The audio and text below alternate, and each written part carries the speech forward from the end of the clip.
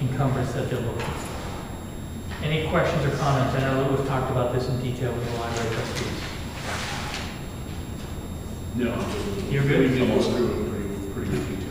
All right, I'll make a motion to approve the requested encumbrance for the abatement at the library for $9,020. Second. Second by Mike. All in favor? Aye. Great. Now, next up, we have an encumbrance request, again discussed at our last meeting.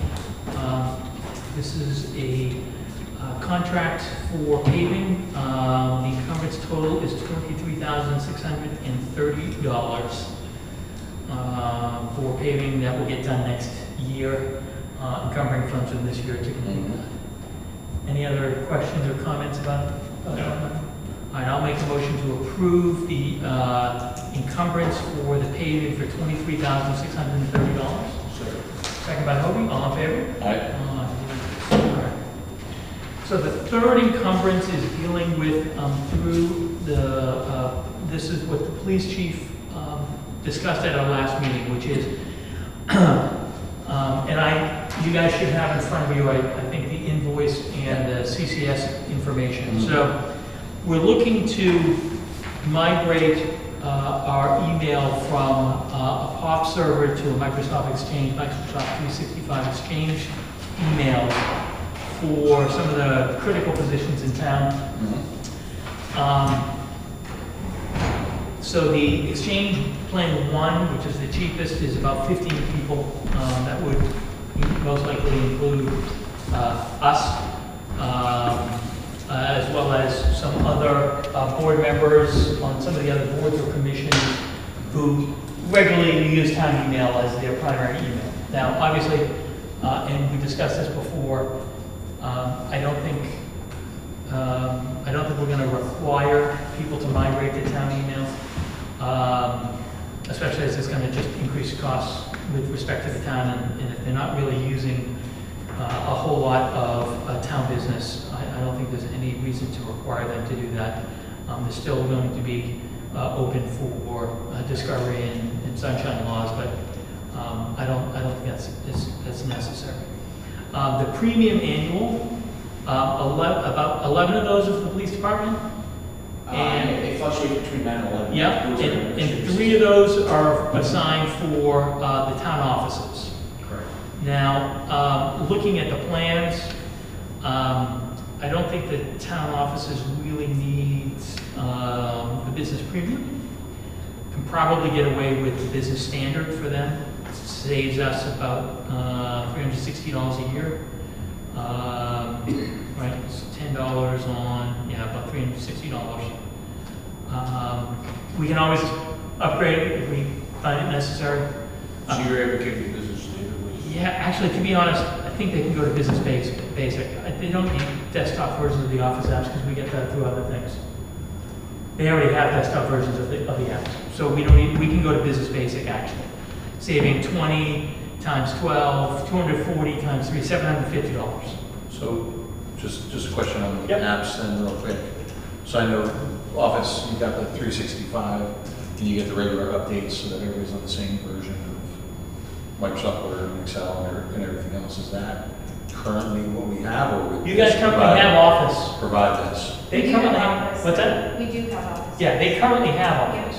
Right, because it's the 365 where it's a yearly charge and then you Yes, get the Sue latest. does that, Okay. and I do have. Right, they get that already through CCS and our services at CCS. Yeah, so then we don't. Right, Yeah. and so we can do the 3 of them on the business basic, which allow, it gives them a little bit more. Most people just need the Outlook mailbox, but the police obviously need some of the other things like email encryption, given the sensitivity of information that they have. So if we leave 9, you call it 11 subscriptions on the business premium for the encryption for the police department. We'll put the 3 town officers, office users on the business basic, and then everybody else will use the 550 amount basically as an email mailbox. But they'll all be on Exchange. We get rid of the POP. We migrate everybody over. It should fix a lot of problems that we have with our email servers. So what's in the bottom line number we're looking at? Take 750 off of that number. So the 2,900 is a one-time fee, right, the migration fee. So let's do 9,302 minus the 2,900. So we have a 6,402 minus 750. We have basically 5,652 of recurring cost on an annualized basis, with the 2,900, which would be the one-time fee. So with this, I would suggest, so the 56, 52 plus 2,900. 8552. Yep, 8552. So with that, unless you guys have more questions or comments, I would recommend that we encumber the 8552 so that from this year's budget, they can start the migration, do all of that. It may start in January, we'll probably get invoiced and paid in January, but we can do it basically under this year's budget numbers. And then we'll have to account for the 56, 52 on an ongoing basis going forward. Just for the record, I'd like to state that it's essential with the police department's issues they've had with their software and their email, that this will preclude that and stop a lot of that messaging breakdown that they've had when the services are essential and being able to get through. Yep. So I think it's prudent on our part to approve this expense. So how many people does that leave on Plan 1? There's still 15 on Plan 1. 15? Yep. Now, if we have to add more people, we can add more people, but they're obviously coming in dirt cheap. Yep. So it shouldn't be a budget buster to that extent. Fair enough. We may not end up with 15 people. Okay. You know, it's the three of us will be in Plan 1. If we feel a need to migrate up at a certain point, we can migrate up. But I think initially this is probably the best way to look at it. I'm thinking, you know, at a minimum, the chairs of each committee should have that, right? If they're gonna be the ones handling the town business. Yep. I mean, Yeah. you know, it'd probably be less than 15 if we even do Yeah, that. Okay. okay. All right, I'll make a motion to encumber the 8552 and instruct the police department to work towards the migration of the emails. Second by Hope. All in favor? Aye. Aye. Great. Thank you very much for the community conference. I haven't heard of any other requests from encumbrance. I don't know, before we leave the topic, have you got anybody reached out to you about encumbering any funds? No. Great. Okay, good. All right. Grant application authorization. Let me go to authorization of bond legal counsel first.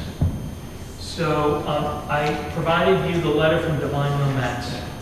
So the Trust for Public Lands reached out to Divine Mill Mat, who represented the town when they did the bond on the Greenway years and years ago. Divine Mill Mat reached out to me seeking the ability to have conversations with the Trust for Public Lands about the bond, which we granted. This would be a formal engagement letter by Divine Mill Mat to represent the town should we go forward and issue bonds for them. Now, I'll just point out on the third page is the fee This structure. is a solicitation on your part. From Divine Mill Mat? Yes. And I mean, the good thing about Divine Mill Mat is They're well known. they're well known, they know the town. They've done this before for the town. They have the materials associated with the prior bond. So their fees are $5,500 to $8,000 depending upon, the work involved. They mentioned bond anticipation notes. I don't anticipate that we'll do any bond anticipation notes. We'd do a straight bond if we were gonna do anything. Have we seen it, it's dated 16 November, have we seen this before? I have not seen this. It came in to me via email, and so I'm circulating it now to you guys.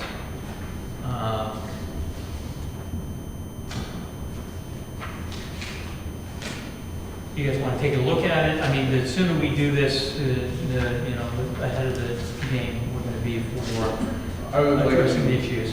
proffer that with my schedule issue that transpired previously, I was not going to be available next week.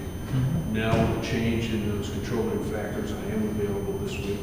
I would like to have the opportunity to have a longer look at this. Sure. And slide this to next week to schedule for next We week. can do that. With that. Great. Right. 29 Runaway. That's me. Yep. 29 Runaway is where we have had some clear cutting down to the river's edge. We agreed last time to send the homeowner, landowner of record a letter noticing him that we were going to be able to take a look at that. And the gentleman has responded, he's been most amenable and receptive to the input from myself and from Mike Cuomo in regards to the issues that were raised on that. Mike Cuomo works for the Rockingham County Conservation District. It's about $25 an hour for his time. 125. Let's Yeah, be clear. $125 an hour for his time to come down and eyeball, assess it, and come up with a resolution plan. So we need to get the approval of the board to move forward on that contractual aspect of it.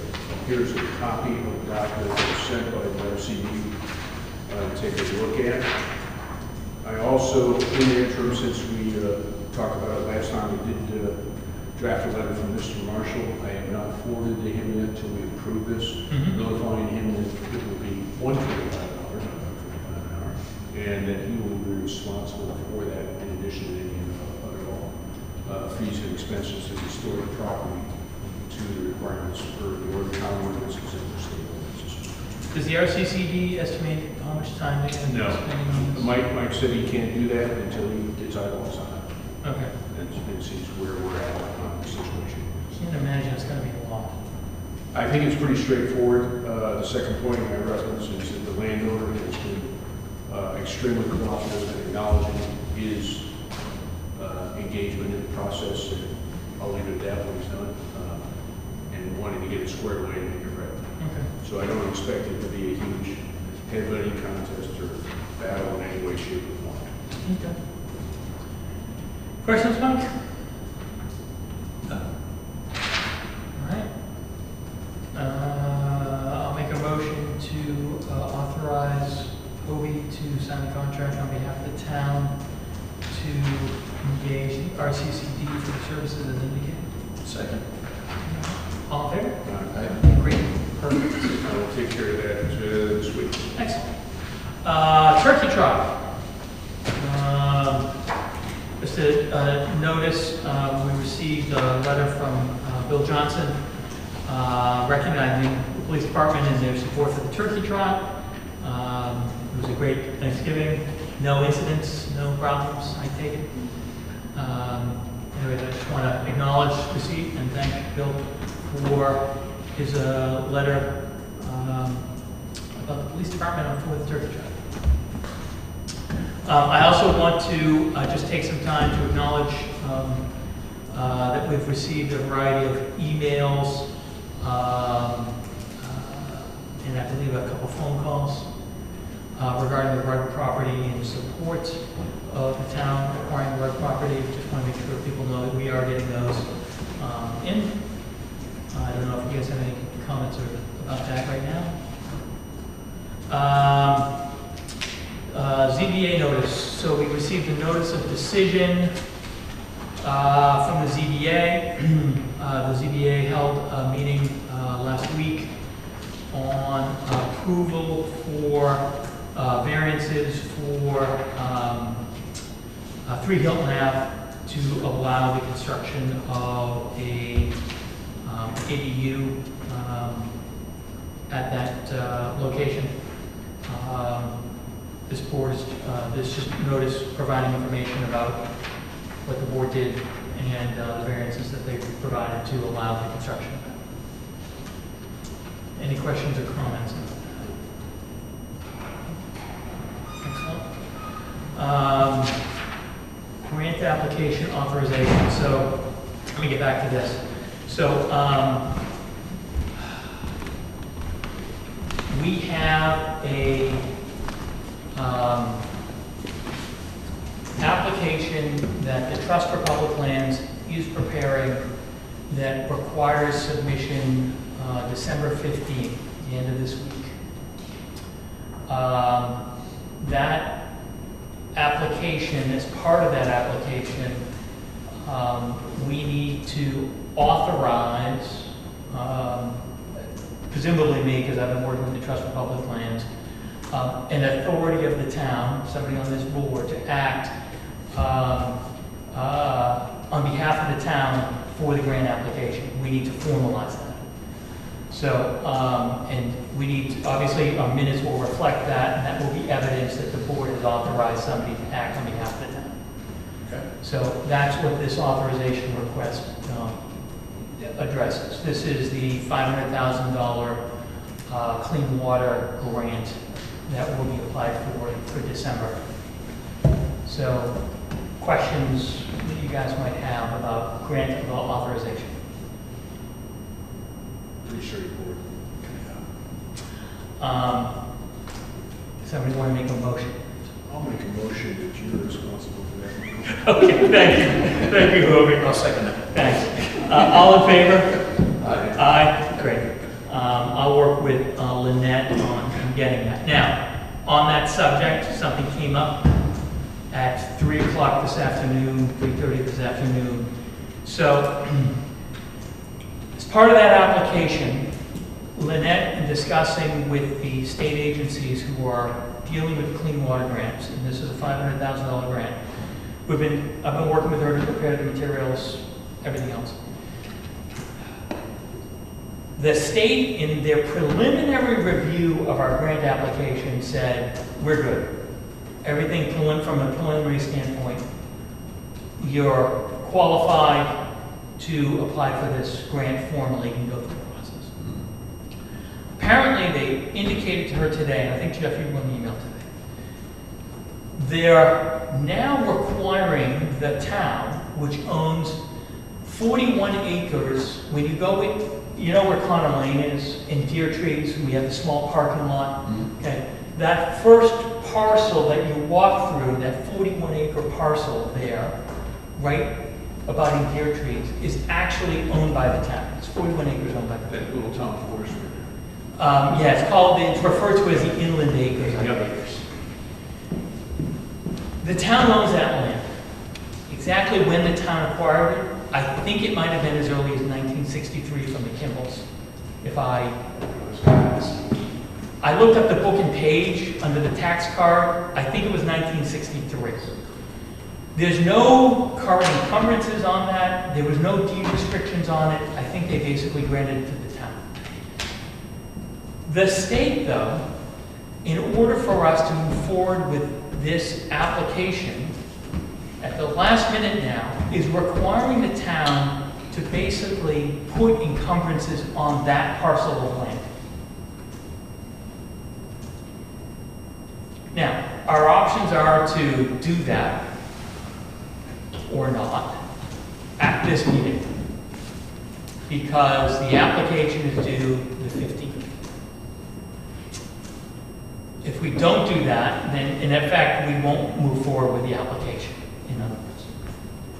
So I'm raising this to you. It is last minute. I was not planned on discussing this tonight. It came up today. I have my personal opinion. I have serious concerns about the town and this board encumbering a property like this without having any discussion before the town about this, or having any kind of public hearing. Because what we're in effect doing is changing town property unilaterally by this board without any input that the town has been informed that we're going to take input about. Okay. That being said, I think it's important that we discuss this tonight, take whatever input we can about this. Clarify again for me, because I think I know Where is it? exactly where it is. So here's Deer Trees, Yep, and Connor Lane yep, is here. and then it's right. The parking lot, it's basically this square, 41-acre square. It abuts the Rugg property. So he will access the Rugg property And if you look From at, from the Connor property, they can access it from the Oaklands, and I think there's one out on Watson Ave in Exeter, they can access the trails, and right? if you look at the handouts that have been proliferating around, you can see where that parcel is. Yeah. We cited. Mhm. I kind of have an issue with getting this dropped in our lap at the last second and being able, not having an opportunity to, one, to research it, two, discuss it, and three, make an intelligent decision about it. You can go on good faith, but I mean, it just doesn't give you a warm and fuzzy. Understood. Mike, any comments? I'm kind of with Toby on that, and I agree mostly, largely with what you said about the town having a say in this board acting, you know, in a way that doesn't include any input. How is it, oh, I'm sorry. No, that's from the town, that's all I was gonna say. How is it that this just shows up today? I mean, is this the I think same she as? was, Lynette informed us as soon as the state came out and then informed her. So how It's- long it's is not it- like Lynette's been Oh, no, sitting I'm on not it. saying it's Lynette. No, no, the no, no. state's been- This is the state, they gave us preliminary green light, and then today, they said, oh, wait a minute. It's actually not listed, it's not listed in any written requirements for application for the grant. Unfortunately, they're saying that without the approval of the town, it sounded to me that they were going to be reluctant to move forward with our grant application if we don't do this. Again, I'm. No, please weigh in, because Yeah, no, so I'm kind of trying to sort through this at the same time. There are two different ways of applying to this grant. I'm not going to get into the particulars, but the way that we would be applying to the grant that we have the best chance of receiving, the encumbrance is a requirement. For It's a that. trigger that's required. Yeah. And Did we know this beforehand, Jim? No, we found out today. So we just found out, but I mean, did we know there was two paths to apply for this? we knew, and we have also been aware all along that this was essentially our only route. I think right from jump, we knew that this was a complicated grant. But they didn't indicate that an encumbrance was required until today. No, is this just one of the attorneys in the office that came up with this, or is this code? This is somebody in the Clean Water Grant Program, Is this state or federal? State. It's state. state representation for a federal grant. The state interpretation of the federal Right, that's how I understand it. administrative rule. And I was on the sidewalk with a representative today from the LWCF, and that was how it was conveyed to me. Oh, they didn't convey it to you on the sidewalk today. He reiterated, well, I'm sure they communicated with Lynette as well, right? maybe by 30 minutes. Yeah, gotcha. Okay. Yeah. But it was this afternoon. Essentially, we found out today. So Michael, will you go explain, just for the viewing public, the impact and the implications as a result of encumbering this land to the town? Well- the population? So the encumbrance itself would basically impose restrictions that don't exist on the land that the town currently owns.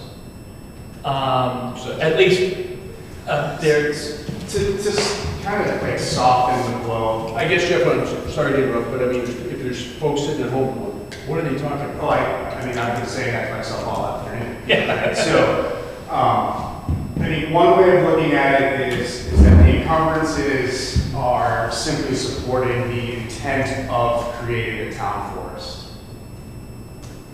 Basically saying that this will remain town forest in perpetuity. This piece, this specific piece. This encumbrance that we're speaking to, yes, just this 41 acres. What about the documents that created this in the first place? Don't they set it up for perpetuity? I mean, No. I have no idea. what So- the- That's- so when you that's look- why we're having a conversation. yeah, so, But and I did again, this today, No, and of you're course. expecting me to go, no,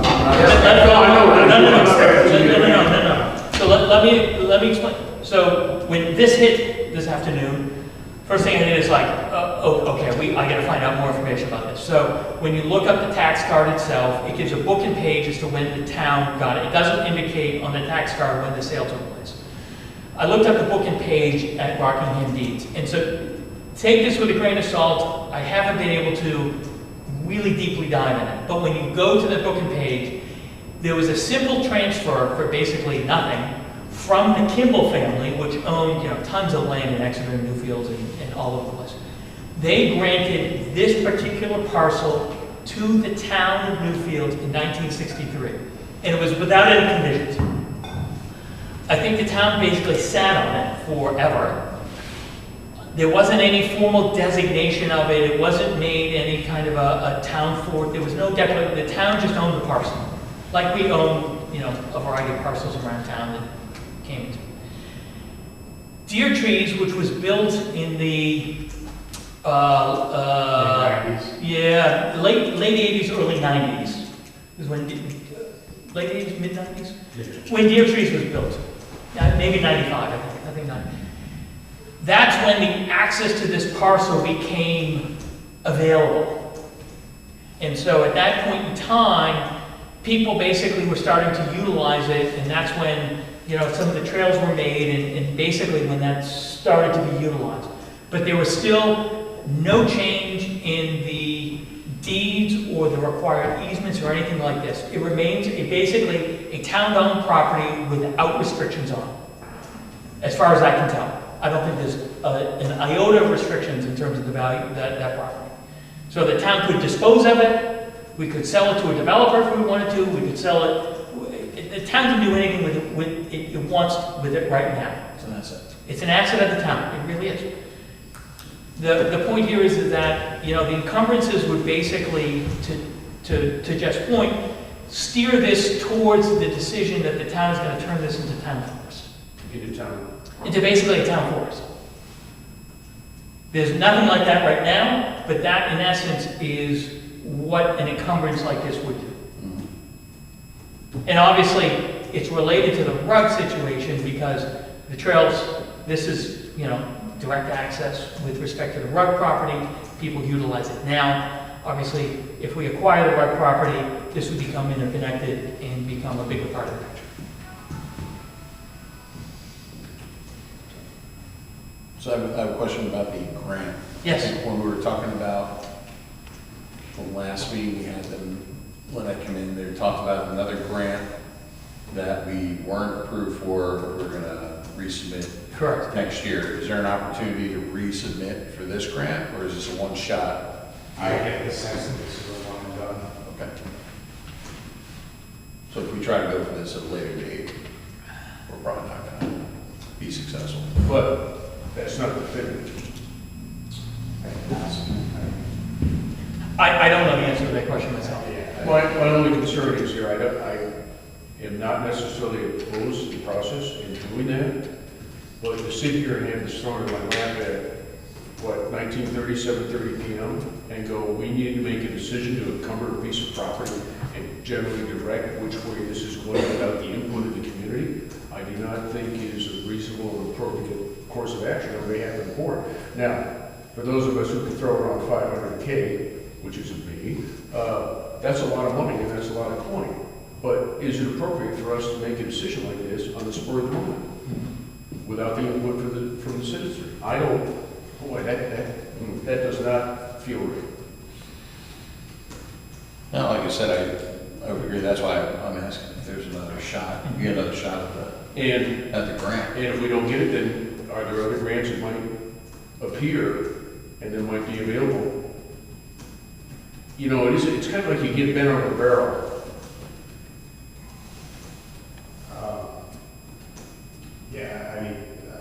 You understand what I'm getting at here? Well, I do, but I also feel, there are plenty of big ones that hit and fit this project. Is there one that fits right in? I don't know the answer to that. I'm trying to get the answer.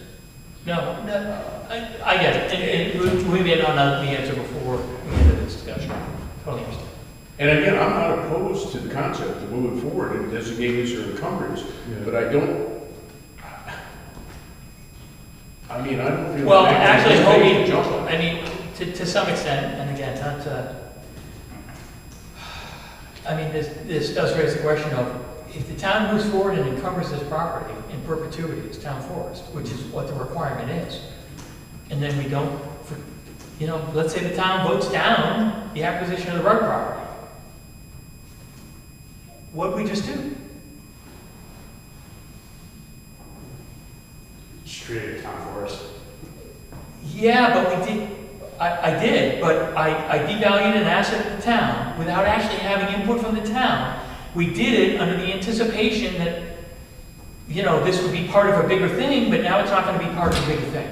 It's kind of like going. I have a real hard time as a fiduciary of this town kind of justifying that in my mind. Trust me, I get it, and this is not your guys' fault. But, I mean, the timing of this couldn't be worse. I guess it could have occurred Thursday, but anyways, yes. I'm gonna open it to the public. Yeah. So, I work for the federal government, so I have a lot of experience with applying for programs and bureaucracy. If this actual encumbrance part was not listed as a requirement, then that generally means it's a preference. What's stopping the town from applying for it anyways, when they come back and say, well, this disqualifies you, there might be a waiver or an exception or something like that. So it may not be worth putting the encumbrance on, but it might be worth still applying and finding the loophole to that. Because if that's not a concrete requirement listed in the public documentation for applying for it, then it's not solid and set in stone. There's a way around it. Do we know in the grant process if there's a request for variance process? Well, let me just, I'll quote from the email, Yeah. which is, we recently learned from Bill Gagas at WCF that in order to be eligible for a, quote, acquisition project submission, we need to include the inland acres as part of the project boundary, which means that we would need to be encumbered with deed restrictions along with the work property when acquired.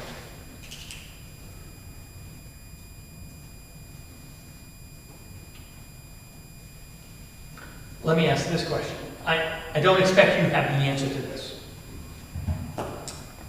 Are they saying that we need to do this now?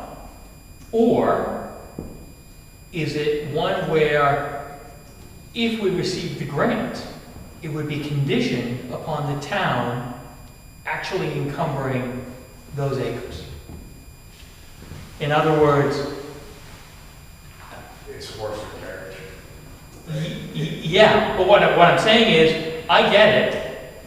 Can we still go through the application process? And if we receive the award, then we'll directly address the encumbrance and basically saying, do we want the $500,000 or not as this?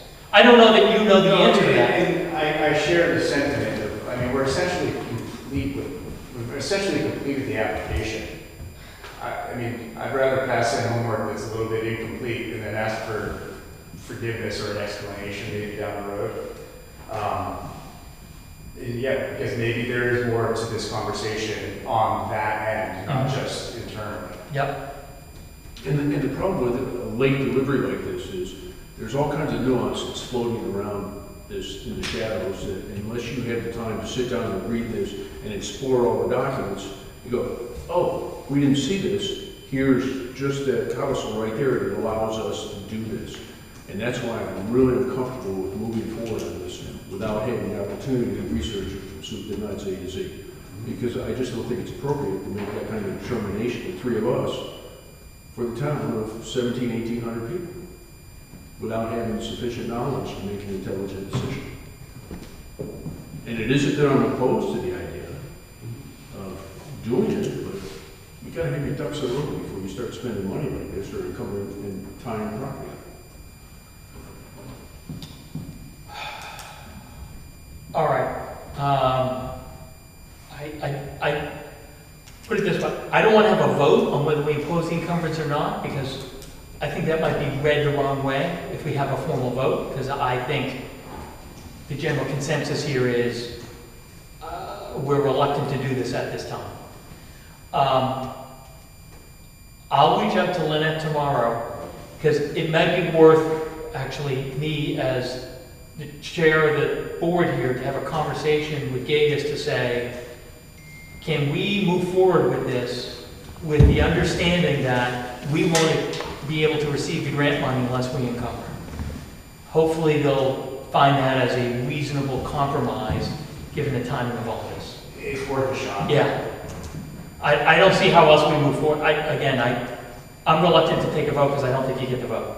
Yeah, and I would rather that. Right? So, all right. I'll talk to Lynette first, and if you guys think that I should reach out to Bill and whoever else it is at LWCF, I'll do that. If you guys want to convey that directly, if Lynette wants to convey it directly, then I'll let her do that. But Yeah, I figure think it out. sort of strategize. Yeah. With that. Great, okay. All right, thank you very much. I'm sorry, are there any other comments from the general public about this? I just ask them. Thank you. Okay. Okay, now the fun stuff. It is budget time. All right, so we've got a lot of issues to address. To work through the budget. All right. Who feels like it? All right, so we're going to work through line by line here the budget materials. We discussed a lot of this over the last several months with the various departments. As a board, we have to put together a budget proposal that will go before the town in a budget hearing in January. So this is part of that. All right, I'm going to go line by line and discuss each of these. Again, if there are questions, suggestions to changes, we'll work through them, we'll talk about them. And our goal here tonight is to come up with a bottom line number. Well, the line item by line item, but also the bottom line number that we're going to take into the town. So the first up is the executive line. The executive line is basically the town offices.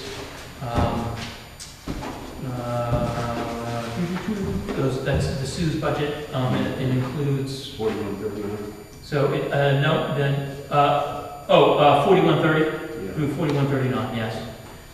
So the proposed budget is $175,824. Any questions about line 4130? No? Stand by just a second here. Yeah. Take it down.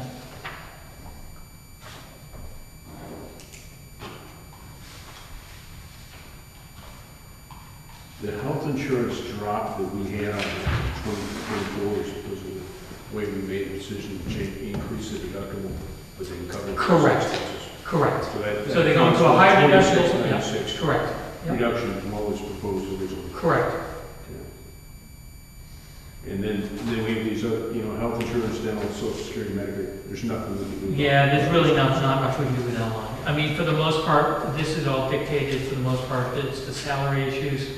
Again, as Sue indicated, the salary increases she's requesting for the employees in the town office. Personnel issues. Yep. But again, most of this is personnel changes. Yeah. for the most part. Nothing on 4130 through 4139. Okay. You good, Mike? Yes. Next up, the election line.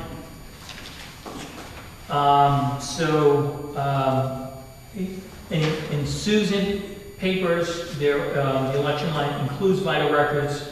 Actually, we typically have had vital records as a separate line. So let me approach this as not including the vital records fees, which is $1,200. The statistics fees there? Yep. And by the statistic fees, we have that as a separate line. I know she throws it in here, but we typically have that as a separate line in the budget itself. So the election line itself would be $14,400. With 4 elections this year being that. Correct. That is the driver. What we typically see is elections is every other year. This goes up to $10,000, $12,000, $14,000. This is a 4-election year because we have a presidential primary this year, in addition to the normal even year primary and general elections along with that election. And what was the total sorry, 14? 14,400. All right.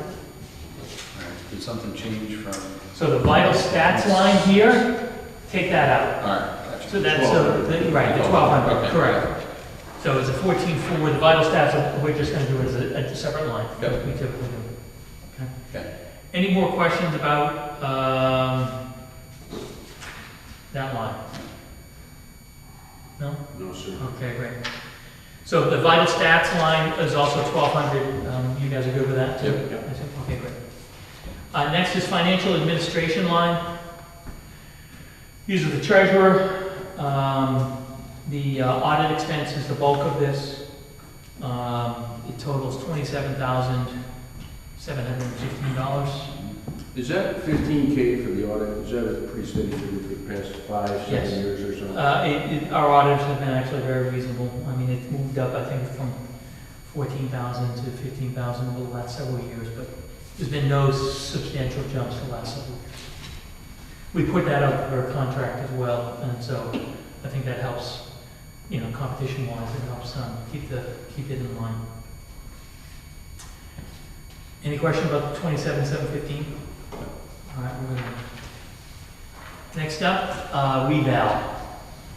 Everybody loves a reval. 91 to 93? No, which one? Revaluation I have here, and again, I apologize, I'm going down the lines as they typically appear in our budget. The reval line item is 21,750. I think this wasn't necessarily in her equipment, but this is basically the contract for wood, for revaluations. Okay. Any question about it? It's Again, only just re-up for 5 yep, years. and again, it only went up $300 year over year. And I don't have the number, what was the number? 21,450 last year, it's going to 21,750, it's up $300 on the year. Good number. Next up is legal, let's skip that for now. Let's go to planning and zoning, line 4191 to 93. The bulk of this is the contract with Glenn Greenwood for planning. The 8750. Yep. What was the discussion? I think it was when we talked, when Sue was in here. Yeah, we haven't had a planning meeting since then. That's- Taking this to the Sort circuit, of AC involvement or something? getting a write-up circuit ready to do this. Yep, we haven't had the planning meeting to be able to address it before tonight. That planning meeting is next week, actually. Next week? Jeff? Is it? Oh, is it this Thursday? Second Thursday, so it'll be next. Next Thursday, right? Or is it this Thursday? This Thursday. This Thursday. Yeah. This Thursday. 14th. So, again, we have to finalize this by January 9th. Our goal here is to basically come up with some hard numbers that we're going to work with. If at the planning board meeting we come up with a number that's lower than this, we can reincorporate it. Again, I would assume with your agreement. I'd rather get that now. So, the number right now is 14,250. I presume if the planning board says, yeah, let's do something cheaper and not renew with Glenn Greenwood, we'll do the RPC for a lower number. You guys would be okay with that? Where are they on to that? 50/50? Yeah. And who's the alternative? Rockingham Planning Commission, Okay. depending on what their fee is. I can ride this and then go with the other option. Yeah. When is Lynn's contract up? It's the end of the year? It's an annual, we do Yeah. an annual contract. So, well, let's hold it there, and then obviously if the planning board has a recommendation to lower that, we'll incorporate that. All right, general government buildings, the number right now is 26.7? 26.7, yeah, we lowered the oil, we should be fine with that. The other part of that, though, is we talked about in the last meeting when we get to the library, we talked about moving the maintenance for the library, the mowing and everything. Into this budget, yeah, So and what so was we'll that, incorporate that, what's the library line for groundskeeping? Hold on, let me just see here. 3214. Yep. So that would bump that up 3214, would drop the library down. Yeah, almost to so the flat budget. 26,700, 11,4214 here. This, 29,914. yep, 29,914. And that's just basically shuffling the debentures. Yeah, it's moving debt share, but we'll just keep that as the line item here so that the library, because it really comes under the town and we just incorporate it over there, so we'll make the adjustment for the libraries. Okay? We good on general government buildings? Yes, I am. Otherwise? Yep. Cemeteries, the flatline budget 31,550. Is that 41, is that a, okay.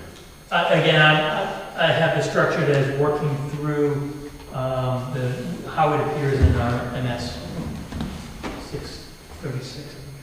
Congratulations to them for flatlining. We've been flatlined actually for 5 years running. I'm sure the budget's steady. Insurance.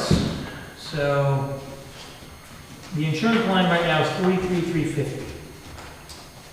But we received notice that we have a credit for $16,000 in insurance. From? Basically, there are credits that we have earned over the years, and Primex informed us just last week that there's $16,000 in credits. So I think what we should, we could have them reimburse us, or we can actually take the credits and apply it to next year. Drops it to 27,350. Correct. Which I would highly recommend given our current budget. Also recommend. That's a. So we'll apply those credits to that line, and so it'll be. So basically put the number 27,350. Yep, exactly.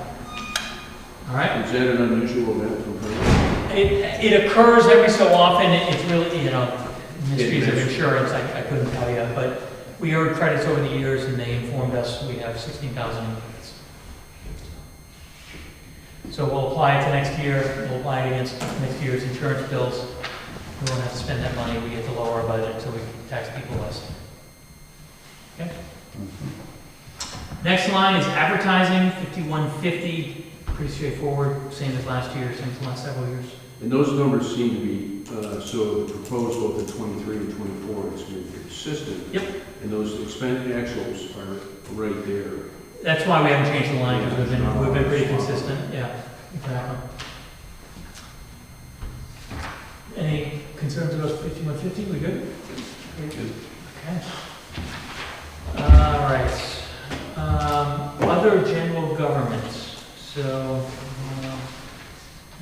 pull that down.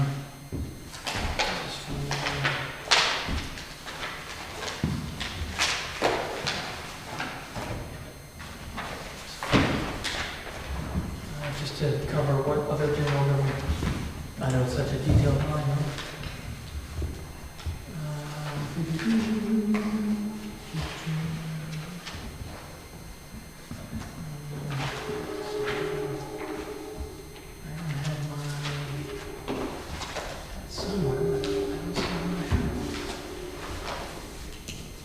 Here we go, it's right in front of my face, sorry.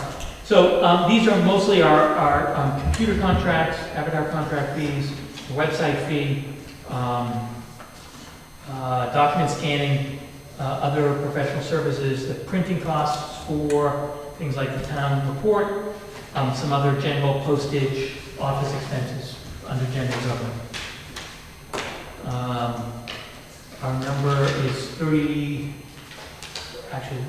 our number is, right now, I have a number here, it's 32,000. I'm not exactly sure where I got the number, but I think it's from our estimates from last year. Last year, our number was 30,300.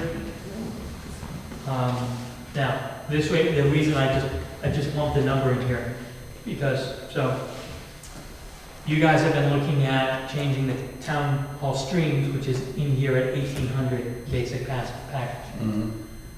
Are you guys looking to increase this number? I think it's depending on what we got with it. So I talked to them today, and with the budget situation we're in, my primary issue and interest here would be to have every town meeting streamed, whether it's the planning board, the zoning board, or conservation commission. And it would have been nice to do the upgrade on the equipment to improve the audio. I don't think that's prudent at this time, but I would strongly support and move forward to making sure that every meeting is visible to the town and that it's recorded and accessible later on. Currently, we're paying $1,800 a year, $150 a month, and to go to every meeting being recorded, it's going to be $3K a year. And to upgrade it, it would have been, what was it, like $5,500, $6,000? On the equipment side? Yeah, the equipment On the side. equipment side. So,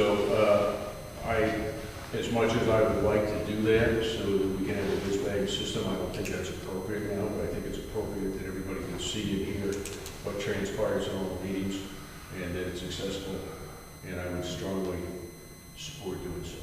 Yeah, I think we can spend the next 12 months looking at options On the equipment side? on all sides. Mhm. Just looking for other options. Give us some time. Well, again, I've been, I've said this before and I'll say it again. I don't like that because it discourages people from actually attending these meetings. And situations like this, again, something comes up, like today on the Inland Acres. We'd love to have more people here, get more feedback, and we don't. And if they're sitting at home, there's no way for them to provide that feedback. And so I understand the desire to do this. I think that not having that is more conducive to public participation in the goings-ons of not only this, but planning board, zoning board, all these issues. So I understand the desire for this. I think it's weigh the scales, and I come down opposing that change. I see it as basically, it's going to be a $1,200 a year increase, and yeah, $1,200 is a lot of money, but I think the bang for the buck, and the ability for people to see what's transpiring, reflecting the times we're in. And I agree with you in that sense, Michael. I'd like to have a moving poll every meeting, but it's not going to happen in this day and age. You see this kind of stuff. No, I understand. So you guys want to move that to a $3,000 line on the townhouse? That would be my vote. Is that what you want to do? Just keep what we have. Keep the equipment that we have. Keep the equipment we have. But that zoning board, planning board, Concom will all be live streamed. Also be live streamed. Yeah. Right, which will require a $1,200 increase in the line. Okay, Okay. we can put it in there. So that line goes to 3,000. Are there other changes on that line that you guys really need? Adding No.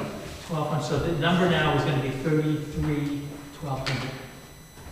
Okay. I'm sorry, 33,200. 33,200. 33,200 for the other general government. Okay? All right, great. Thank you for that. All right, next line, police line. Oh, no, I'm sorry. We did not address the legal. Let's go back to legal. Sorry about that. So, legal fees. It's the one thing that we've definitely overrun this year. And again, this is due to a variety of issues in town that we've had to address. I don't anticipate that this year upcoming year will be anything like 2023 when it comes to legal. I could be wrong. I could be wrong. Clearly we're going to have to be more than the 12,000 we budgeted last year. I can tell you what we had budgeted for prior years was 12,500, 12,500, 10. We budgeted 20,000 in 2021. Took that back to 12,000 in 2022. We've never overspent our legal line until 2023.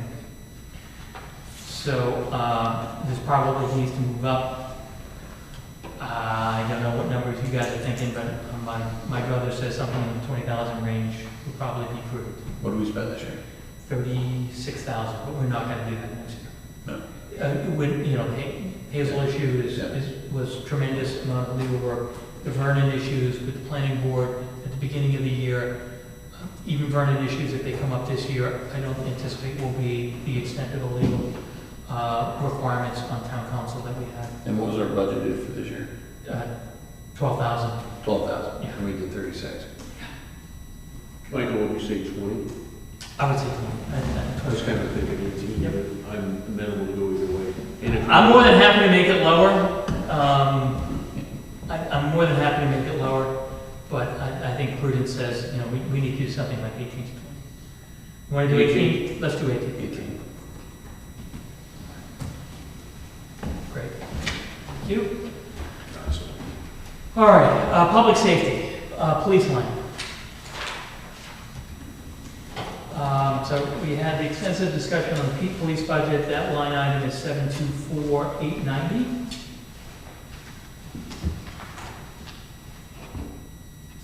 Any questions, changes on? Which is a 45K bump. Yep. Over. 6.6%. And again, almost all the change of that has to do with personnel. Yeah. And it's a recognition that certainly in this area, we don't even have 24-hour coverage. But in order to maintain, you know, the personnel that we have, coverage that we have, we got to maintain the personnel. This is recognition that there are towns poaching all over the place right now. I know that they've certainly reached out to some of our officers. You know, it's a 6.6% increase in the current environment. I don't see how we make, you know, any substantial cuts here without comparing our personnel. In my opinion. I don't know what you guys think, but I clearly concur with that, and like most, you take care of your people take care of you. Some of these bumps are like, such as the health insurance one, even though we mitigated that to a great degree, it's almost $10,000 right there. And if you got good people, you keep your good people, you take care of them. I mean, it just hurts. We're just getting jammed. Everybody's getting jammed at home, we're getting jammed here as a town. Yeah, I think we're missing some equipment that we probably would have said okay to, but I mean.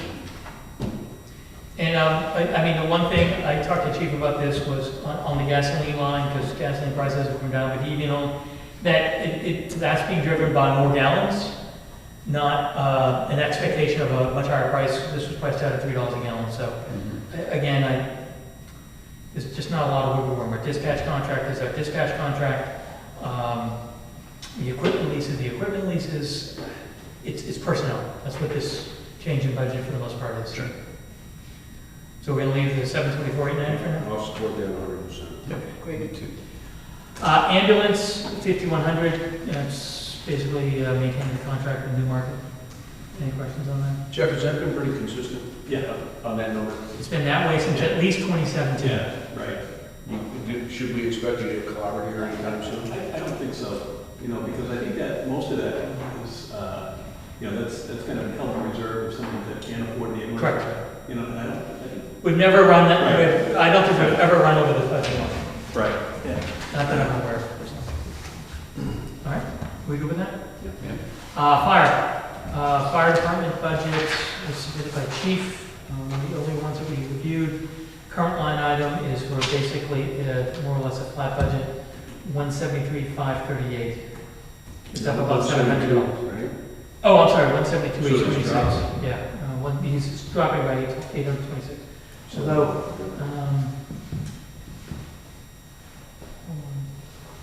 yeah, 172,826.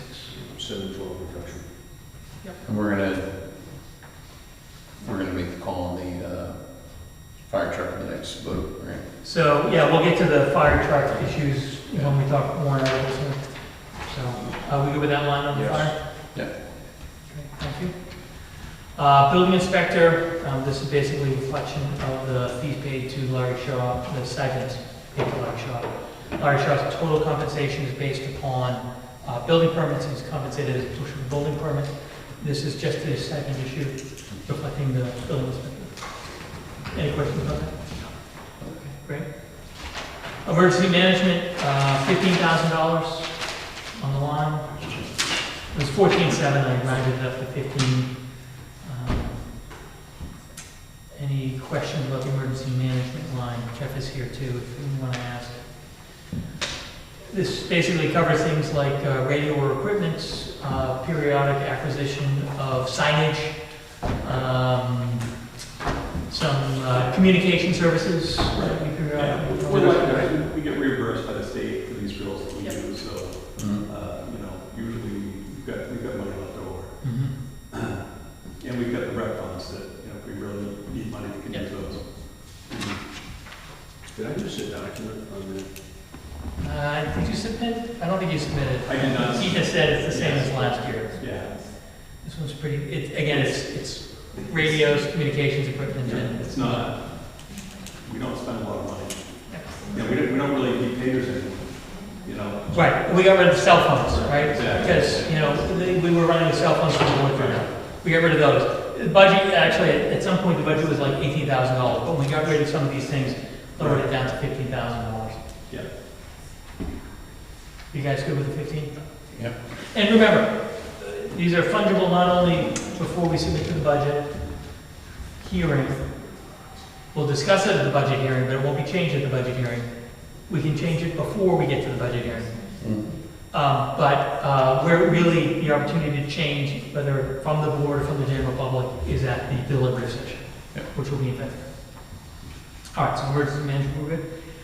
Streets, Brian Knipstein submitted his budget. Again, the critical issue here and the increase from last year, going from 340,000 last year to 420,000 this year, is we're going to basically do 5,900 feet of Old Lee reclaim and pavement, the upper half of Old Lee. That's what's driving that budget number, so 420,600. Any questions about that? One of the things on this is we are so far behind on the paving that, we're gonna get Old Lee done, but are we doing it, and that's been on the project, and then we've got Pleasant and everything, which is. Again, they're in the schedule. Federal grants and stuff, we're gonna, or the state grants, we're gonna get on that. But I'm wondering are we doing enough to play catch up on this, or are we just kind of putting a Band-Aid on it by just doing Old Lee? Well, no, I don't think Old Lee's a Band-Aid. Again, I think it's more of, it's more of 20 years of roads. we have to, we've done a decent job. The biggest issue really over the last couple of years, where we've fallen behind in the amount, it's not that we stopped paving. We've fallen behind in the amount that we could pave in a given year, mainly because the prices of asphalt went through the roof. The past 2.5 years. Yeah, exactly. Are we like miles behind? No, we're not miles behind. We are not. But, as Brian has indicated, there's going to be some large paving budgets over the next several years. We're going to have to do a mile a year, basically, for the next several years, which is, it's going to be a lot more than the $250,000 we were doing a few years ago. We're going to be in the $450,000, $500,000 for the next several years. And if we do that, we'll be able to do Deer Trees, and we'll be able to do, Pleasant is going to be next, presumably, depending on when we're going to be doing the water main. But, that's not a full mile, so, in that year, we may be able to get away with less. But when we hit Deer Trees, we're not going to do all of Deer Trees at once, because I think that's close to 2 miles of road in Deer Trees. But it will be, we'll do this part, we'll do that part. I think Brian's point is, we need to expect that every year the number's going to be bigger than what we had seen the last few years, because we have big roads coming up due to the fact that we have these neighborhoods coming up. And that's where the big roads are in town. It's the neighborhoods. It is Deer Trees. We just did Hemlock and Meadow. It's Deer Trees, Partridge Hill, eventually Runaway, although that'll be a later one. But I think Brian's point is, we don't need to continuously jack up the budget, but our budgets are going to be in this $400,000, $500,000 range for the next several years. Unless, of course, asphalt goes to, the moon, and it's gonna be even more. But that's the reality, and so I think this number is the right number for us, especially as we've also encumbered another $23,000 that is gonna be used for paving next year. So, I mean, I think this is the right number. I don't think that we need to increase this, but again, we can have that discussion. I don't disagree at all with what you're saying there. I just think that we need to be very proactive on this. And like Brian was talking about repaving the fire department parking lot, or the apron right in front. So I looked at it the other day and I go, there's other places I think, but that's just my 2 cents worth. You could probably benefit more from having new asphalt than just doing the parking lot there, or that apron. But I'm just trying to figure out how do we get the most bang for our buck on trying to address this problem. Michael, I think your observation is correct, and I agree with it, but I just do not want, and I think we've set the tone, but we've got to be cognizant that this is going to be a kick in the butt for the next X number of years, and we can't.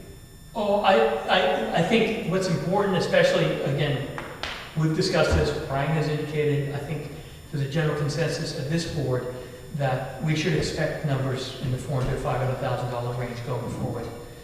I think where it becomes critical and where we need to do our job is when it comes to deliberative session, when if somebody says, I think we need to take $100,000 out of the paving budget, that's where presumably, I know I will, I'm presuming, again, your comments, that's where we need to make sure people understand that's not a good course of action, right? Falling behind, we're hitting the point where we need, as a town, to understand we need to commit these monies. And that's where I think it becomes important for us.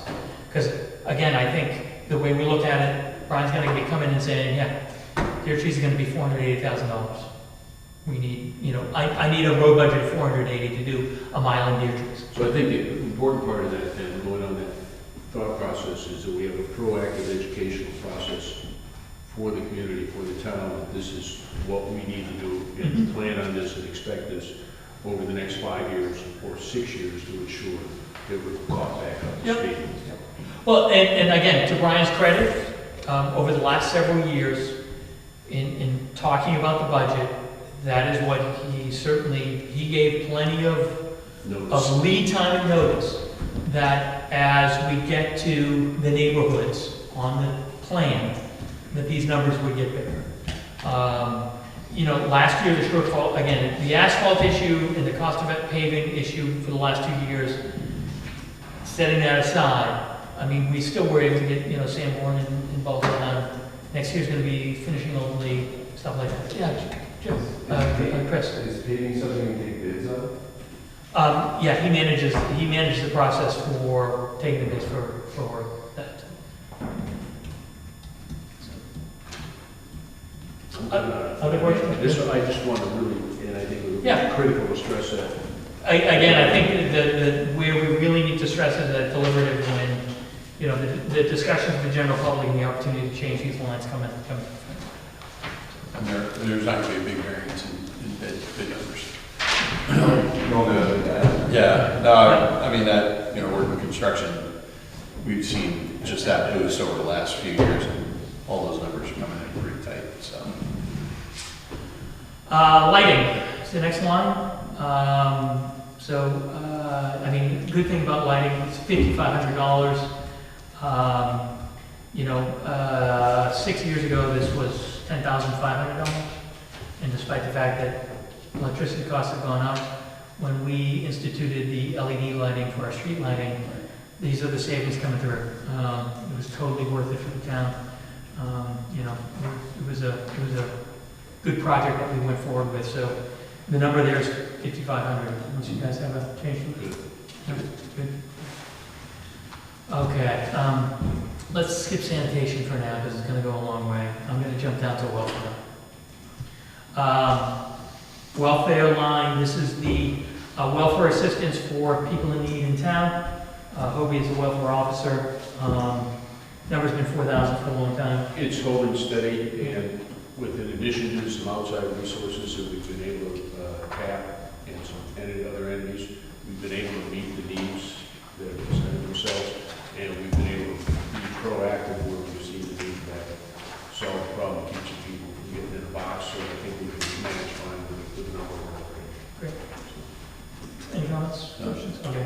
keep that at 4,000. Culture, Parks and Rec. Okay, Parks and Rec. Parks and Rec, the line is 2,600 Parks and Rec. Oh,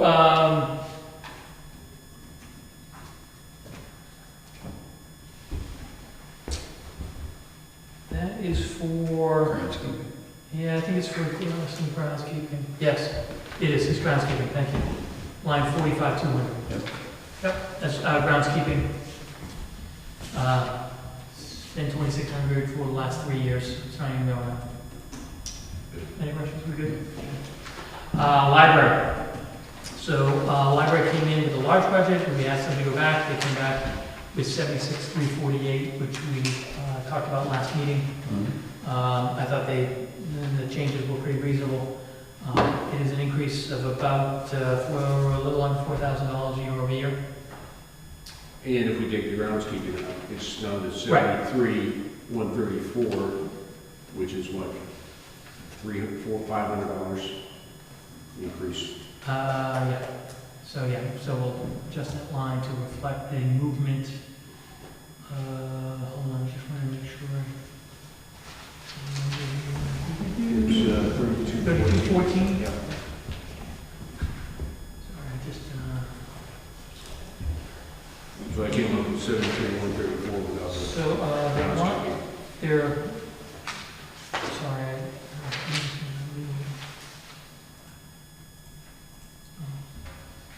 sorry, I'm trying to keep my sheet live for you. Minus 3214. 73,136. 134, yep, great. All right, sorry about that. Any other changes to the library? No? Okay, great. Patriotic, these are the flags that we put on grave sites here in town for their veterans. $500, any questions on that? Celebration, they had to, came in, made a request for increases to 92.90. Most of that's going towards the increases over the 175th. Any questions about that? Just touching base on that, so in 22, we had a 5K warrant article, 23, we had a 5K warrant Yep. article, and they are going to put forth a 5K warrant article for this year. I don't know, are they putting five? That's what they, I believe so. Yeah. Again, I'm assuming they'll come forward with that. I have not seen that warrant article. So, but for the operating budget, it's 92.90 before we get into, we haven't gotten into that. Okay. Conservation, 43.50, no change, along with a $5 in the other line, which is just a basic placeholder line for conservation. We've done that in the past. I see no reason not to keep it. Debt service line, forgive me, Sue's been out, I meant to get the specific number here. It's going to be something, around, by my calculations, something at approximately 66,800. We'll get the specific line item. that's reflecting the next. Principal and- This year, No, it's just remaining the- 3 years, this it's- is this year's responsibility. This year, in 2024, is principal and interest payments on the existing property. It'll be around 66,800. We'll get the specific number for the budget hearing, obviously. All right, so we okay so far? All right, so let's now get into the more controversial issues, shall we? First one up, let's do mosquitoes, pest control.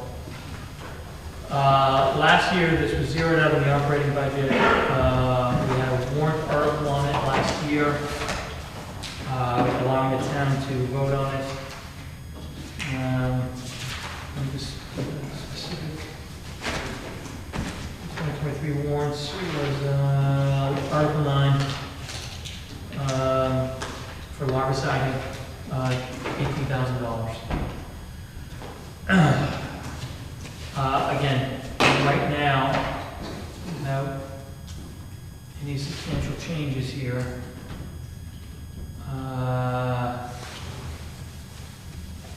our operating budget is, without even including, well, actually, I'll put it in first. Let's put it in, put this back So, without any changes to the items that we're covering, kind of covering right now, we are already a 9% increase in our ARPA.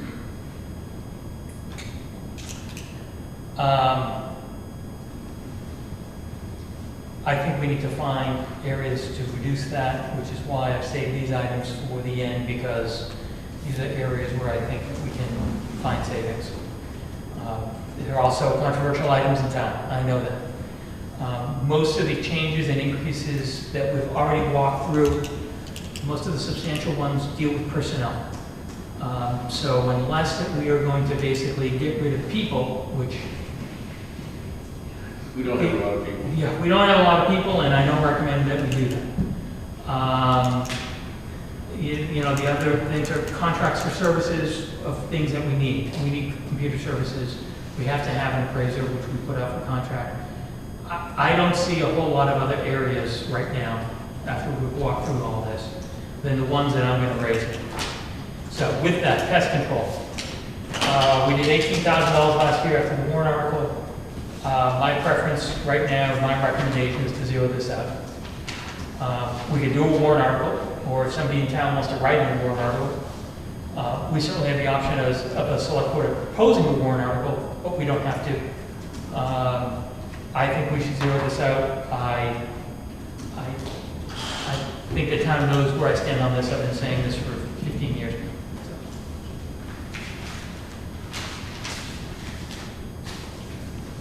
Any comments?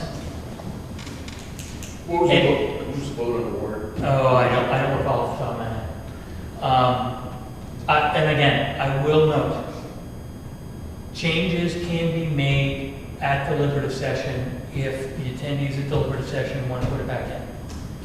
I would rather go before this town at a budget hearing with a budget that is not an 8.9% increase. This is one area where I think it is possible to find savings. If the town wants to vote it back in, they can vote it back in. I just have a hard time proposing a budget with a 9% increase in the current environment. Do we know what the increase was from the year prior to this year?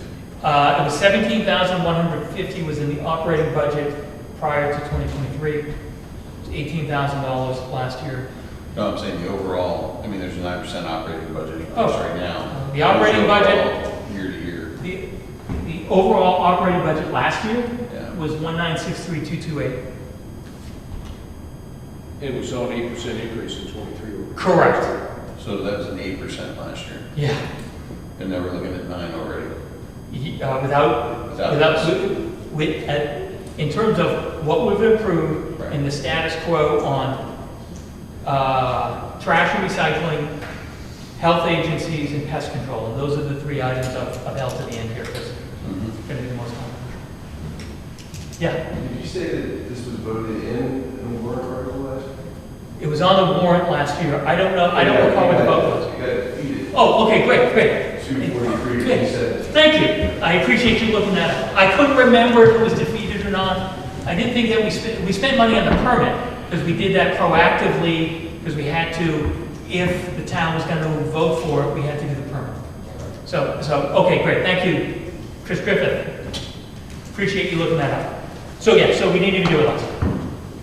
I'll support, if the town wants it in, they can bring it in on the warrant article. Going flat on the budget. Okay. So in terms of the proposed budget, we'll zero the line for now. Okay, great. All right, number 2, health agencies. The health agency line is $47.50. We had that last year from the 75. No, less than half. I'm sorry, we'll say that again. The health agency budget in 2022 was $7,500. We brought that down to $47.50 last year. The health agency line is basically, we collect taxes from everybody, and then we as a board work through and provide contributions to a variety of nonprofit agencies. We talked about this last year. My position for years on this is still the same. I don't like the fact that we collect other people's money to give away to other people. I understand the argument that, we're supporting agencies that are active in the town. I just have a problem with the concept. people in town want to support these agencies, I'm all for it. Especially in the current budget environment.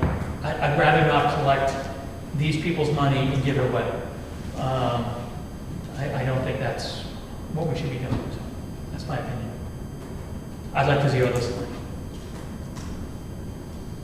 What are the agencies? These are things like CASA, Ready Rides, Crossroads.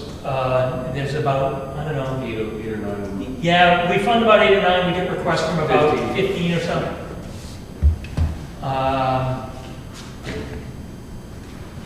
This is nothing against what they do. Again, philosophically, I'd rather give my money directly to organizations. What's the line item number? 4750. It used to be 7,500 last year. We cut it down to 4750. I'm proposing a zero. So if we drop that with your proposal there from 4750 to 0, what percentage is that going to drop? It's like 4? Something like that. Hold on. Just zero numbers. What do we do? It's about 0.3.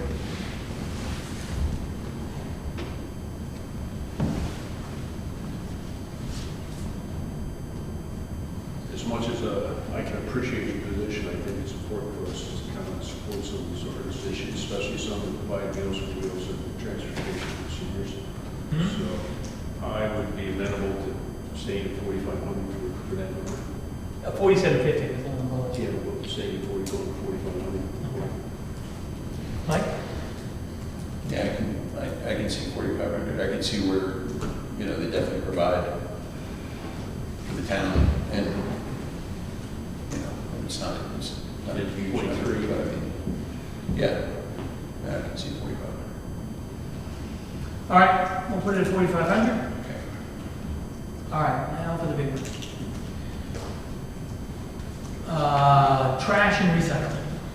So before I address those, let me just start. We have a $8,037 fee that we pay to Newmarket for access to the transfer station. Transfer station, to provide town access to the transfer station. I'm not proposing we change that. I think we need to continue to have town access to the transfer station. People use that for a variety of things. They bring trash up there, they'll bring construction debris from, swapping out a cabinet in their house, whatever it is. They'll pay a fee up there to do the dumping, but and some things are for free. You can drop some stuff there for free. I see no reason to change that fee. The second item on that I want to raise is we do the annual, basically dump day down at the water department. Costs anywhere between $3,000 and $5,000 depending on how much stuff. I think it was more than that this year because of the... $4,500, I think.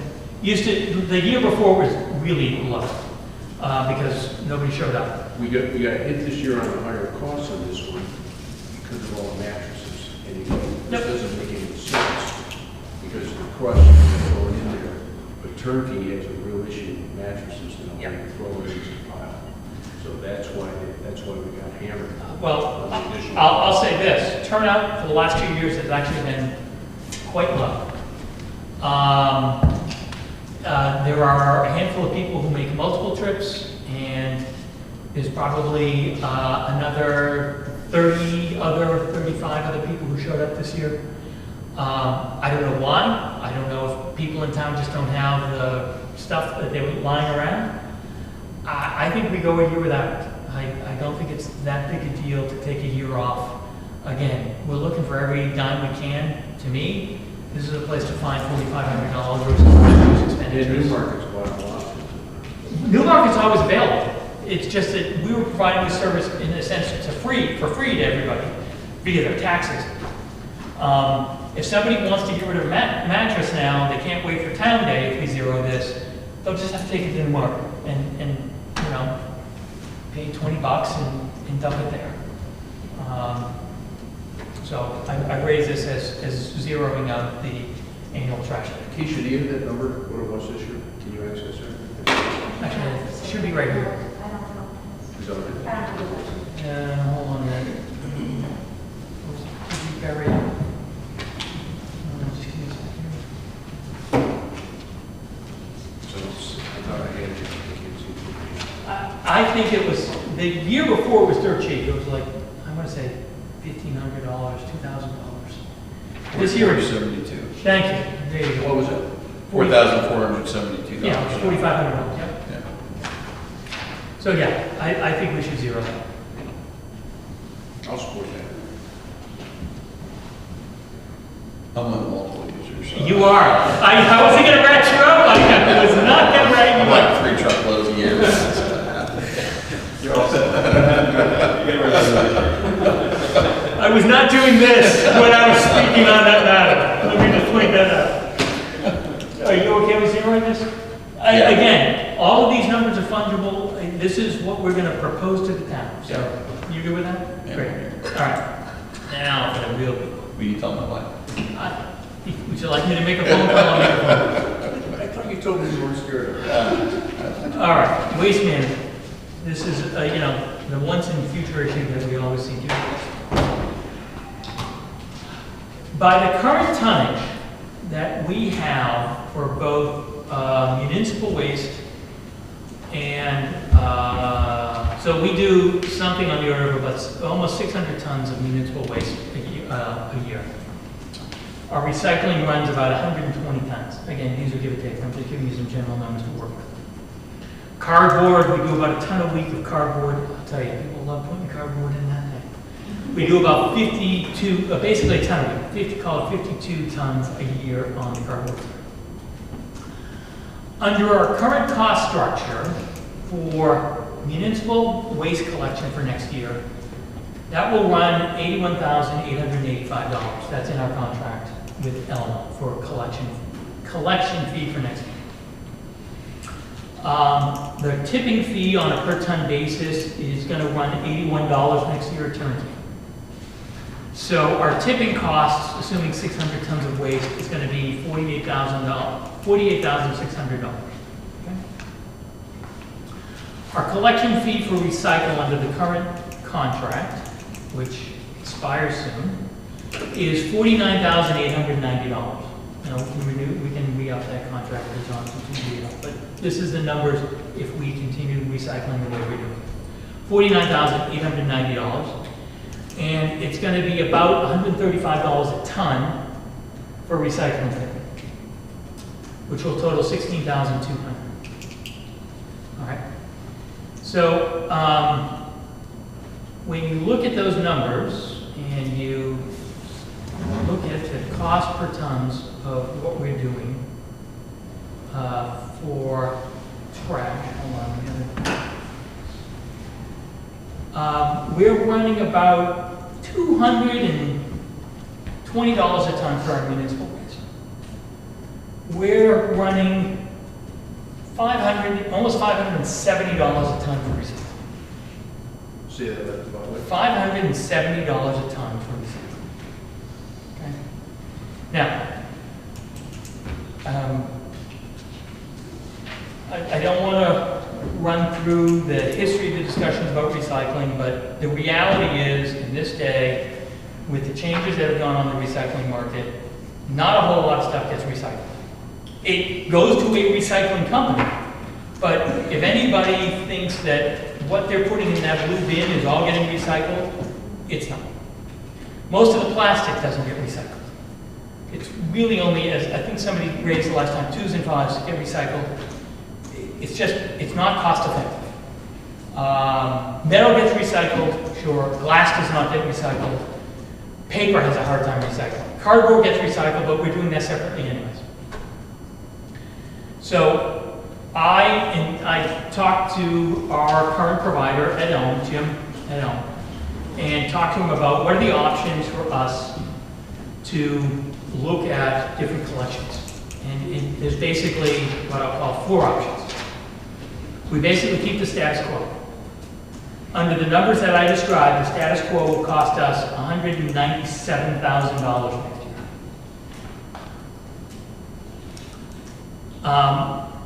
We could combine everything into municipal solid waste. Basically, it all goes out as trash. Cardboard goes out as trash, recycling goes out as trash, it all goes as trash. If people want to recycle, they can certainly take it up to Newmarket. Right? They do cardboard collection there as well. It is an option.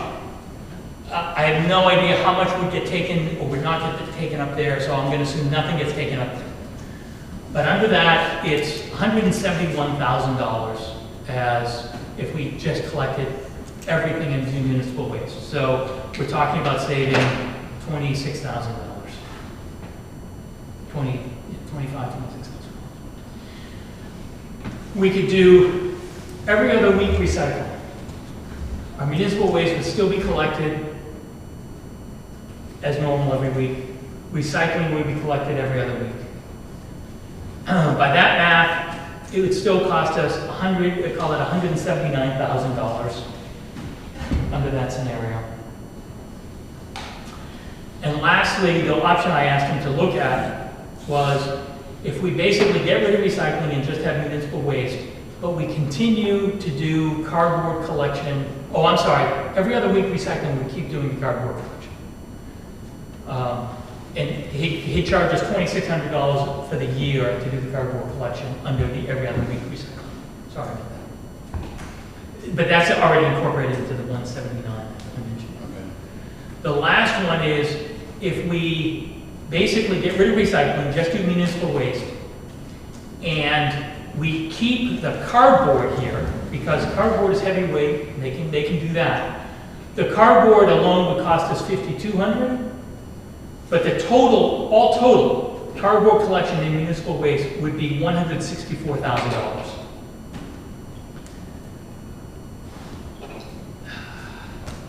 That's $33,000 we would be saving. For me, this is the biggest line item savings that I can find in this budget. And it's still, if we go this route, would still be quite extensive in the net budget numbers. So I'm sitting here going, well, what do we want to do? I'll open it up for discussion. My inclination is, look, we're going to keep the transfer station open at Newmarket for anybody who wants to recycle can go up there and recycle. We basically move towards municipal waste, and we keep the cardboard collection at $5,200. It's totally worth it for us to have that collected as a separate item. And again, that's actually real recycling. That stuff gets recycled. So my recommendation is to go to that type of structure for the next year. Okay. Open it up for discussion of the board, and then I'll open it up to the public as well. So it was a controversial issue. I did not, to my chagrin, and I apologize for not doing so, did not get a chance to review the contract with Lamprecht or Turnkey as far as the combination and combining all into one and plunking up the kind of numbers that we can bring in up there. So that's an open question in my mind at this time, whether there's any penalty incurred for bringing additional. We were going to go with your hypothetical, Michael, throw another 120 tons of recycling in, whether there's any impact coming from Turnkey towards us on that. Well, let me just say on that point, we got rid of recycling for a year, and we didn't have a problem in Turnkey.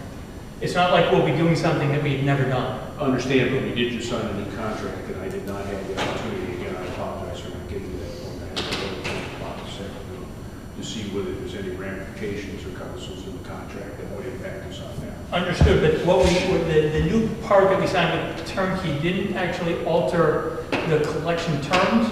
It altered the fee. That's why our fee next year is actually 81. It was actually originally scheduled, I think, somewhere around 78. This, 23 was 78, 81 for this year, 84 for 25. Yep. It was a fee change. The contract was a fee schedule change. It wasn't a services change. Understand, but I have not read that That's in fine. detail to Yep. ensure that that's the case. So Yep. that ensure that. With your proposal here, now we're asking Jim to pick up another 120 tons. Mhm. And the impact on that is, so I did some phone calls around the state, and I talked to a couple other towns that are in this, and one of the things that you're never going to make money on recycling. There's no money in it. you're not gonna recover what your costs are, but all you can do is mitigate your costs on it. And one of the towns I talked to, they're getting 2 cents a ton for plastic. And the biggest thing that they found that they saved their money on their recycling is reducing the number of truckloads and the trips, not the tipping fees, because the tipping fees are going to remain constant, but what it's done is reduce the amount of trips that are having made by the haulers, which reduces not only their overhead, but their expenses and all those, et cetera. Yeah, it would be great if recycling was the solution to everything that was put forward to us all these years ago, such as plastic. We could recycle everything, and it just turned out to be the biggest holes that we can consider. And you look at plastic, and what's it, 1s, 2s, and 5s? Yeah, 1s and 2s recycled. So you buy something at Home Depot, and you get 6 layers of plastic that you can't get apart without slicing your finger with it, and you can't do anything with it. So it's a scam in itself, and then I'm just going to go off on soapbox here. You know, so we've got all these plastic bags that we get from the grocery store. They can't be doing anything, sit in the landfill. Nobody uses paper bags.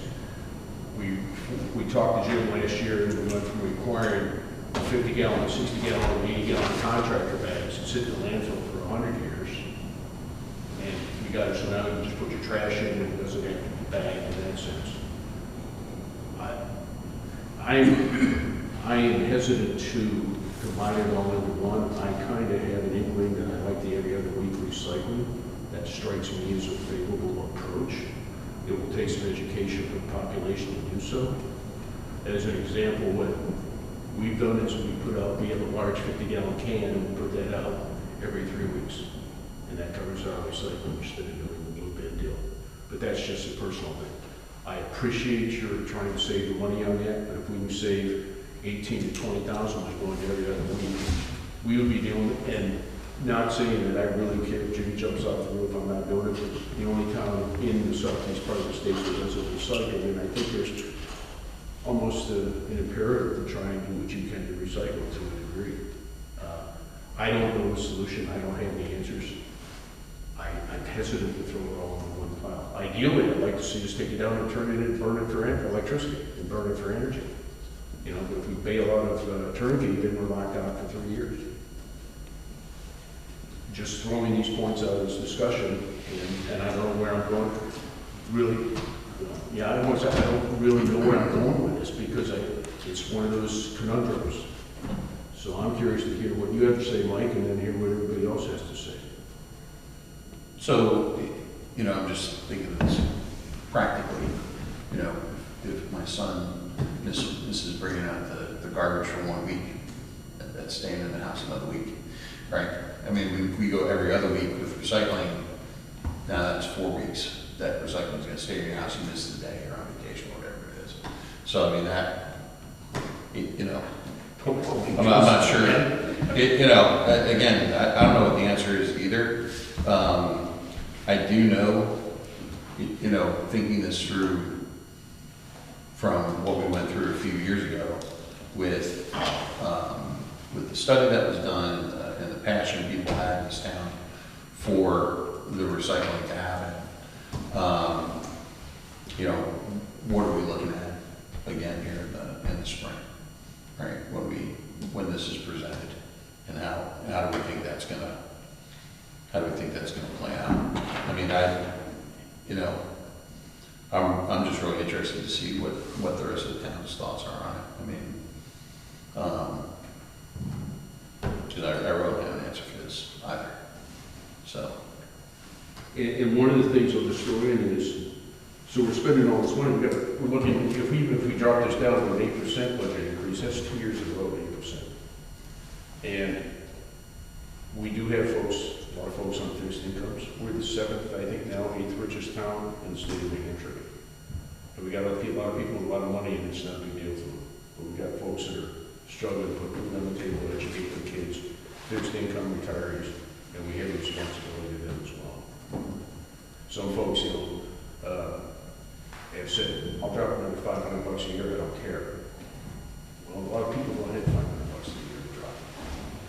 And I don't have the answers, but these are the pushes that I'm getting from folks when they're calling me or they're emailing me about this stuff.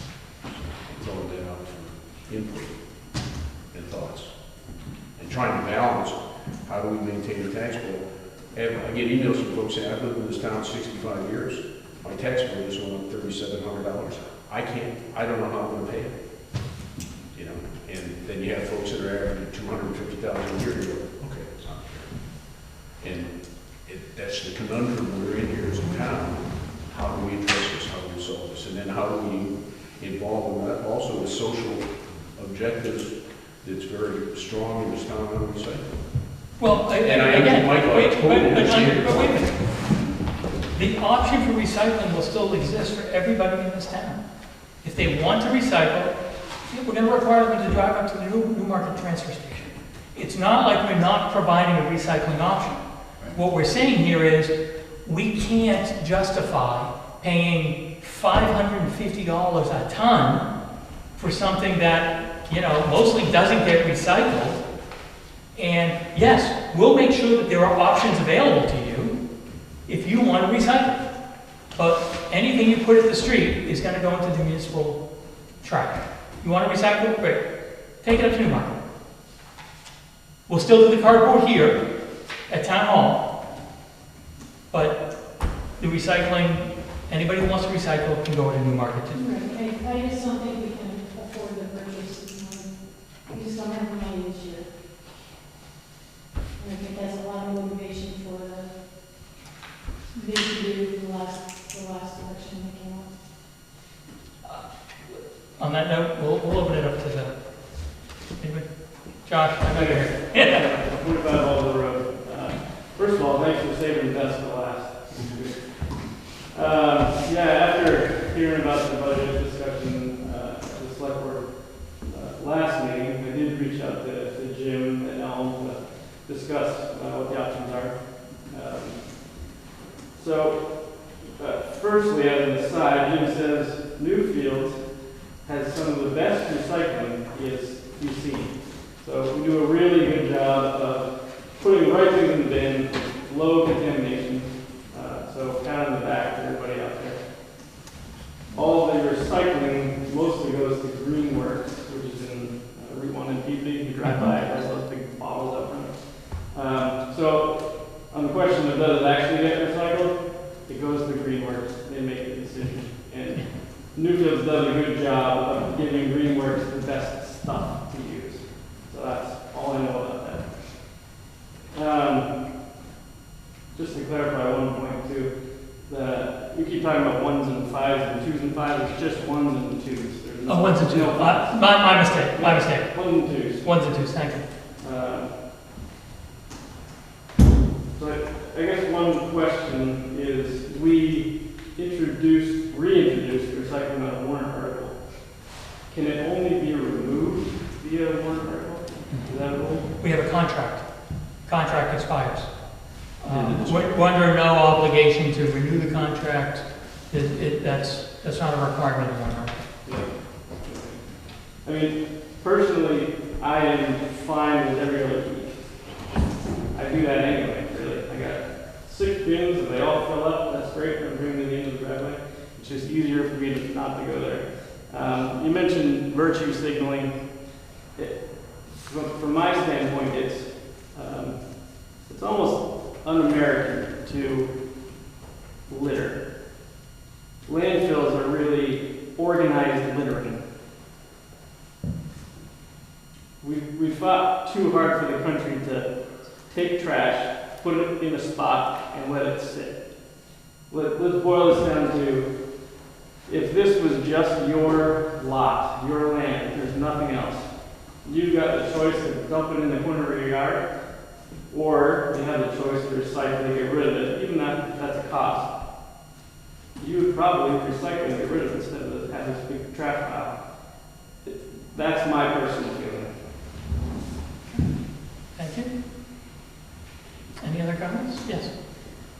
So for the past year, the library has been collecting plastic to make, or the garden club, I guess. Right, for the benches. For the benches. Yep. They've gathered enough plastic to make 2 benches. They're discontinuing that now for the time being because there's no more need for benches.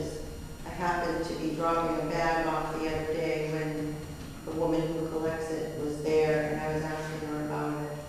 And she said that Shaw's, Hannaford's, and Market Basket all collect that plastic. Now, I'm not talking about plastic bottles. Right. We all can use reusable bottles. I don't think water should be bottled, but that's my personal opinion. They don't collect milk jugs, juice containers, that type of plastic. But film, plastic film that comes on packaging, plastic bags, your wood pellet bags.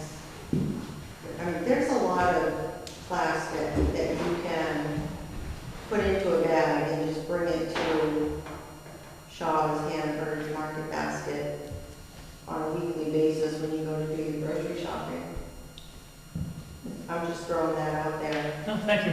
It might be worth it for the next newsletter to have something, you know, a little snippet written in there about that, because I had no idea. I thought the shopping centers were only recycling the grocery bags. Oh, right. And it's not, it's a lot more than that. Thank you very much. Any other comments? Yeah, Chris? Yeah, I guess my big issue with removing recycling is that less than 2 years ago, the people in town voted overwhelmingly to reinstate recycling. So I think it would be important to keep it as a service in town, because that's what people want.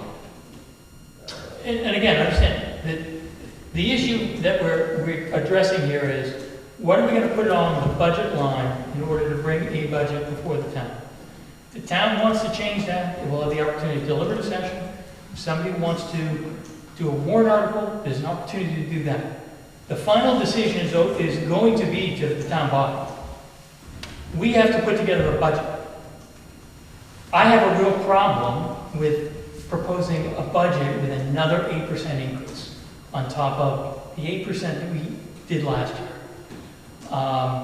There's not a lot of places that we can find ways to bring that down to what I would say is a more reasonable budget increase. This is one of the few games. So, taking away recycling altogether, keeping the new market option reduces the budget by 30,000. Yeah. Going to every other week reduces it by 18. About half the amount. It's, I'm sorry, it's 33, 163, 945. I apologize. My computer went down. Was it 163, 945? Yeah, 164K for no Yeah. recycling plus. Yeah, so it's about 32,000 Yeah. versus 18. Okay, and then for year-over-year budget increase, where do those numbers? I apologize. My battery went on my laptop. I had it all in one spreadsheet. It's probably about 2+%, 2.5%. For the 32. Yeah, for the 32. I'm estimating here in my head. So if we referenced earlier, we just rolled 9. 9, yeah. This gets us down We could get to, it down below probably 7.9 or 8%. well, no, because again, without mosquito control, without the pest control, without the trash day, and with the change I'm talking about here, I think we get down to something on the order of 4 or 5%. Again, I apologize. Yeah. Do you have a percentage of how much of the recycling actually gets recycled? So, no, as Josh pointed out, it goes to Greenworks. What happens at that point, I mean, even Jim didn't know. He's like, I couldn't tell you. You probably had the same conversations I did. I can tell you nationally, you know, New York Times and the Washington Post have repeated the same thing. Less than 10% of plastics nationally get recycled. Almost no paper, cardboard gets recycled. But the paper itself, for the most part, you know, going through those processing facilities, they don't get a whole lot for that. So I'm if any. certainly not against recycling, I'm all for it, but if it's not being recycled, to me, that's what the virtue signaling comes in when there's such a heated No. movement towards it, and it's not even happening. No, That understood. just doesn't make sense. Again, and in my opinion, people who really want to recycle, we're still providing an option for them to do it. I don't want to spend $32,000 to mandate that we're going to continue to spend $550 a ton for what gets put out on the curb. To me, in the current budget environment, I have a hard time justifying that. It's not that we're not providing an option. It's not like we're saying, no, you can't recycle in this town. We are providing the option if we go, in my recommendation, if we go to municipal solid waste plus cardboard here. To me, it's the most cost effective, it's still providing an option to people. To me, it's, in my opinion, it's the most justifiable in the current environment. So, we got to choose a number. Hang on, let's bring that.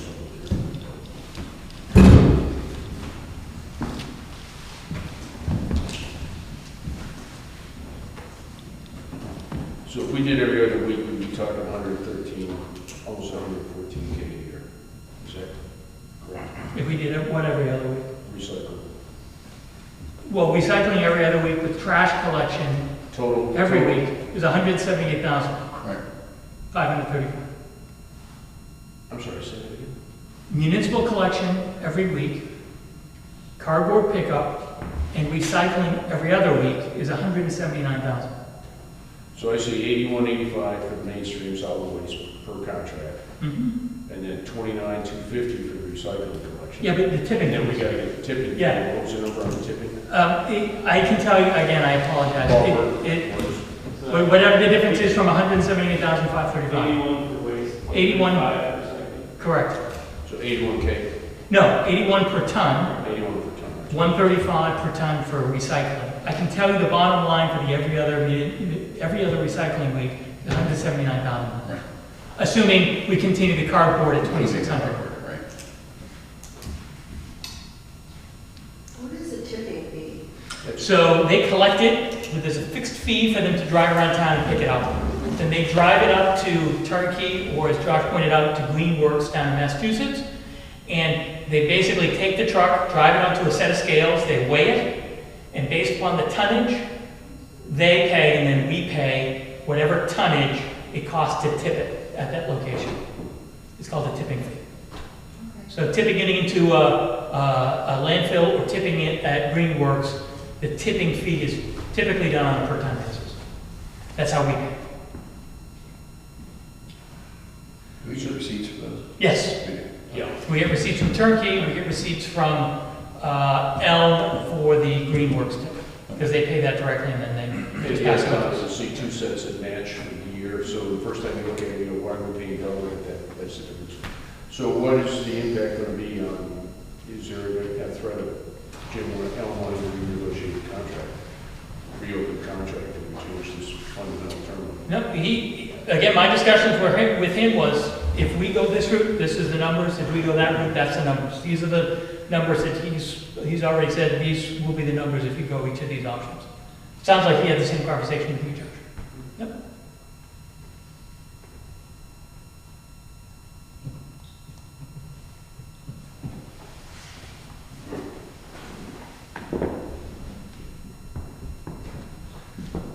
Nobody said earning his paycheck was easy. It's not like it's something that can't be re-added Correct. back to the budget at some In at some deliberative, point. yep, you are absolutely correct. But for this year's budgeting purposes, it's like if you take 2 vacations a year and you can't afford to take 2, you take 1 because of your budget. Wants and needs. That's where I'm at, Kobe. Where I'm at. Can I do break recycling once a month?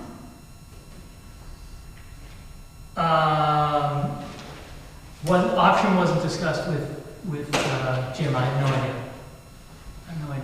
I mean, we can certainly discuss it with him before deliberative, but I have no idea if that's an option.